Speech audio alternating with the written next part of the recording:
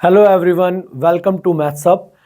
आज हम simple interest के प्रीवियस ईयर्स के क्वेश्चंस करने वाले हैं। क्वेश्चन नंबर 31, एकदम आसान सा क्वेश्चन। देखिए क्या कह रहा है। ए सम ऑफ रुपीज 8,320, 8320 रुपए 8,320 रुपए को दो भागों में बांटा गया और पहले पार्ट को 10% के रेट पर 5 साल के लिए और दूसरे को 9% पर 6 साल के लिए उधार दिया गया और दोनों से जो इंटरेस्ट मिला यानी कि जो ब्याज मिला वो बराबर है। हो गया क्वेश्चन आपका। देखिए इसका मतलब मान लीजिए भाई 8320 ये टोटल अमाउंट है। इसको हमने दो पार्ट्स में डिवाइड करा, P1 और P2। P1 का कितना परसेंट, मैं सीधा लिख दूं इसको 10 गुणा 5 50%, क्योंकि आपको पता ही है ब्याज होता है RT%। तो बार बार हम इस बात को नहीं देखेंगे कि भाई प्रिंसिपल अगर हम 100% मान रहे हैं तो जो SI होता है वो RT% होता है, ये दिमाग में बैठाइए। तो अगर हमने प्रिंसिपल P1 को 100% माना तो इसका 50%, P1 का 50% बराबर होगा P2 का कितना, 9 छिक्के 54%, ये होगा। अब इसको जब हम सॉल्व करेंगे तो देखेंगे P1 अपॉन P2 ये रेशो आ जाएगा। आप देख रहे हैं का से का कैंसिल हो जाएगा, परसेंट से परसेंट कैंसिल हो जाएगा, तो P1 अपॉन P2 यहां पर आ जाएगा 54 डिवाइडेड बाई 50। इसको सॉल्व करेंगे, 2 से कटेगा 27 बटे में 25। इसका मतलब पहला पार्ट अगर 27 है तो दूसरा पार्ट 25 है, दोनों को मिलाकर बना 52, जिसकी वैल्यू आपको क्वेश्चन में 8,320 रुपए दी हुई है। और 52 की वैल्यू अगर 8,320 तो हमें पहले एक की वैल्यू निकालनी पड़ेगी और 1 यूनिट की वैल्यू आ जाएगी 8320 डिवाइडेड बाई 52 यानी कि 16। आप 8,320 को 52 से डिवाइड करेंगे तो 16 होगा। और क्योंकि हमसे पूछा गया कौन सा पार्ट, एट 9% यानी कि P2 पूछा है हमसे, और P2 यानी कि 25 की वैल्यू, तो हमें सीधा 25 की वैल्यू निकालनी होगी। 25 गुणा में 16, आंसर आ जाएगा 400 रुपए। ये हमारे क्वेश्चन का, ये 4,000 रुपए। यहां पर एक जीरो और आएगा ना, 160 आएगा, तो आंसर आ जाएगा 4,000 रुपए। ऑप्शन नंबर 4 आपका आंसर है। चलिए नेक्स्ट क्वेश्चन, क्वेश्चन नंबर 32। ये भी काफी अच्छा क्वेश्चन है। देखिए डास ग्रेड 4 के एग्जाम में पूछा गया है, DSSB के। Two sums of money in the ratio 5:7 are lent for a period of 5 years each। मतलब दो अमाउंट है जो कि 5 और 7 के अनुपात में है, उन दोनों को ही 5 साल के लिए उधार दिया गया, 5-5 साल के लिए उधार दिया गया। लेकिन जो रेट ऑफ इंटरेस्ट है, इस बार रेट ऑफ इंटरेस्ट हमें क्वेश्चन में गिवन नहीं है, उसका भी रेशो गिवन है 3:4। और उसने कहा the difference in the ages of the two sums is 1950, यानी कि दोनों से जो ब्याज मिल रहा है उसका जो अंतर है वो 1950 रुपए है। तो हमसे उन दोनों ब्याज का, मतलब जो डिफरेंस दिया हुआ है उन दोनों ब्याज का, हमसे उन दोनों ब्याज का सम पूछा है कि टोटल इंटरेस्ट कितना बन रहा है। तो इस क्वेश्चन को करने के लिए देखिए बहुत आसान सी बात है भाई। मान लीजिए मैंने प्रिंसिपल्स को 500 और 700 रुपए माना, ठीक है, क्योंकि 5 और 7 के रेशो में है और क्योंकि हमें परसेंटेजेस में बात करनी है तो हमें 500 और 700 मानने से काफी आसानी हो जाने वाली है। अच्छा, दोनों को ही कितने कितने साल के लिए उधार लिया, 5-5 साल के लिए उधार लिया, या 5-5 साल के ब्याज की बात हो रही है।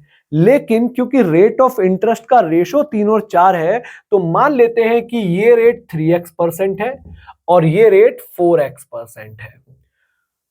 अब आप देखेंगे अगर ये 3x% है 5 साल के लिए, तो क्या मैं सीधा सीधा कह सकता हूं कि जो ब्याज बनेगा वो 15x% होगा, जो इंटरेस्ट बनेगा। और यहां जो बनेगा 4 पंजे 20x% बनेगा। नजर आ रही है बात। अब 500 का 15x% निकालने का मतलब होता है 500 गुणा 15x बटे 100। तो जीरो से जो जीरो कैंसिल होंगी, सीधा सीधा मैं लिख सकता हूं 15 पंजे 75x, यानी कि जो ब्याज बना वो 75x बना। अगर हम 700 का 20x करेंगे तो कितना आएगा, 140x। क्वेश्चन में इन दोनों का डिफरेंस दिया हुआ है, यानी कि 65x की वैल्यू, 65x की वैल्यू क्वेश्चन में दी हुई है 1950। अब देखो करते करते हमें नजर आना चाहिए 65 दिया 195 होता है, तो x की वैल्यू आ गई 30, या 1 यूनिट की वैल्यू हम 30 लिख सकते हैं। x की वैल्यू अगर 30 है तो यहां हमसे इनका सम पूछा जा रहा है, यानी कि 140 जमा 75, 215, तो हमसे 215x की वैल्यू पूछी जा रही है, जो कि होगी 215 इंटू 30। आंसर आ जाएगा आपका 6450, 6450। क्वेश्चन नंबर 33, देखो एकदम आसान सा क्वेश्चन है। उसने कहा what is the rate of percent and time needed both of them being equal. तो एक बात आपको यहां पर पता होनी चाहिए कि अगर r इक्वल टू टी है तो सीधा हम SI इज इक्वल टू लिख सकते हैं P into R square by 100।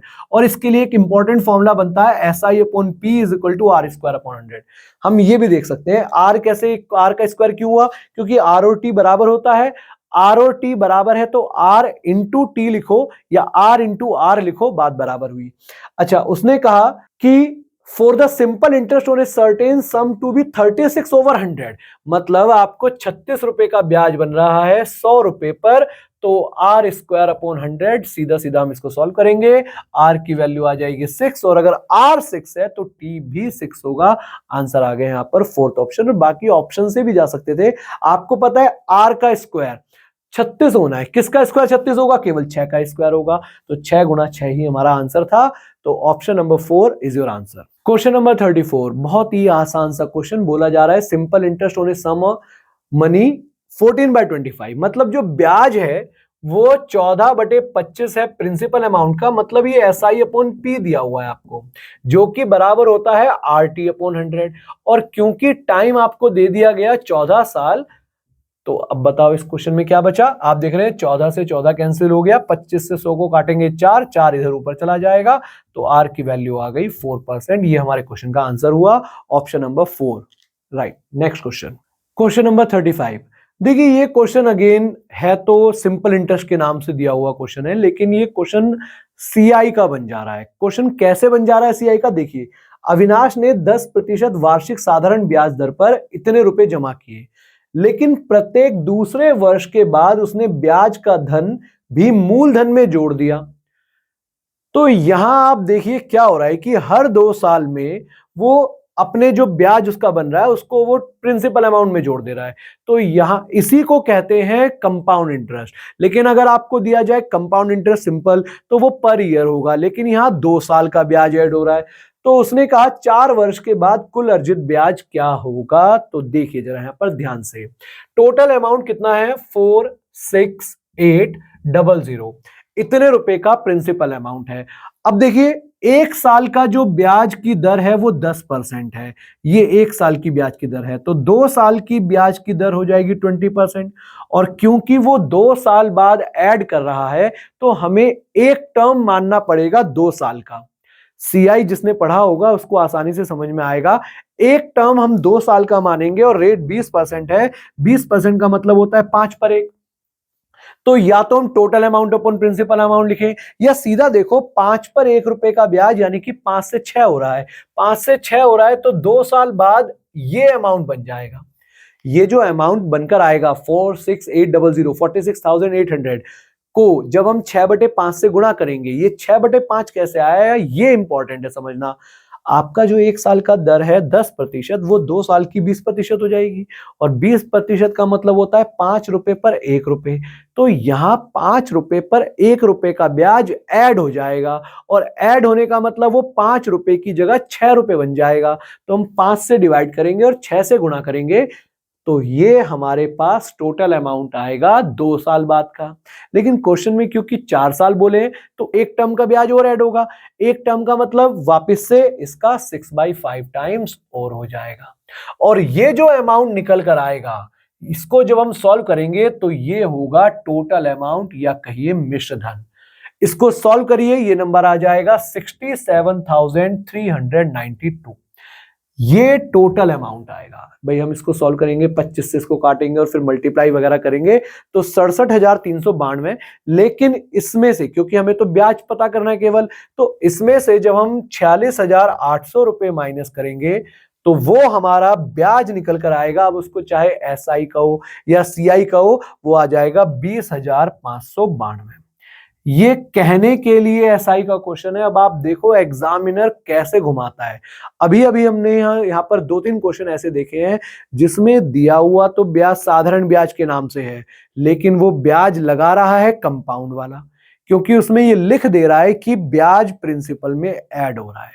हम अगर ये गलती करते हैं कि भाई हमने एक नाम देखा एसआई और हमने एसआई का फॉर्मूला लगा दिया, तो हो गई गड़बड़। तो इसीलिए क्वेश्चन को ध्यान से समझिए, उस क्वेश्चन के अकॉर्डिंग हमें आगे प्रोसीड करना है। ये नहीं कि कोई एक वर्ड पता चला, एक हमने देखा कि हाँ ये क्वेश्चन इस चैप्टर का है और उस चैप्टर के सारे कंसेप्ट दिमाग में बैठाए। ऐसा जरूरी नहीं है। एग्जामिनर बहुत शातिर है, आप लोगों को फंसाने के लिए ही बैठा है वो। ऐसे ही और क्वेश्चंस के लिए हमारे चैनल को सब्सक्राइब करें, इस वीडियो को ज्यादा से ज्यादा शेयर और लाइक करें। Thank you.